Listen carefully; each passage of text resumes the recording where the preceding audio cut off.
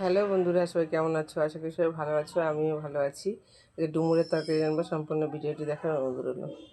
আমি ডুমুরের তরকারি, তার জন্য আমি ডুমুর নিয়েছি। এবার ডুমুরগুলোকে আমি সুন্দর করে কেটে নেব। এর ভিতরের অংশটা ফেলে আমি চারপাশের অংশটা কেটে নিয়েছি। ডুমুরগুলো হালকা আমি ভাপিয়ে নেব। ডুমুরটা আমি ভাপিয়ে নিয়েছি, এবার আমি নামিয়ে নেব। তেল দিয়ে দিয়েছি, গরম হয়ে গেছে।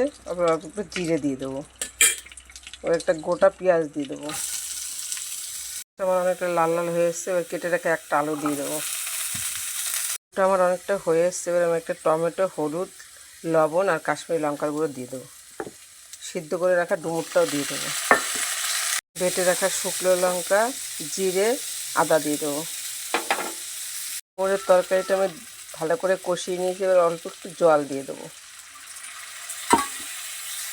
তরকারিটা আমার হয়ে এসছে, এবার আমি একটু গরম মশলা দিয়ে নামিয়ে নেব। নামিয়ে নিয়ে তোমার দেখাচ্ছি। ডুমুরের তরকারিটা আমার হয়ে গেছে বন্ধুরা, দেখো কতটা সুন্দর হয়েছে দেখতে।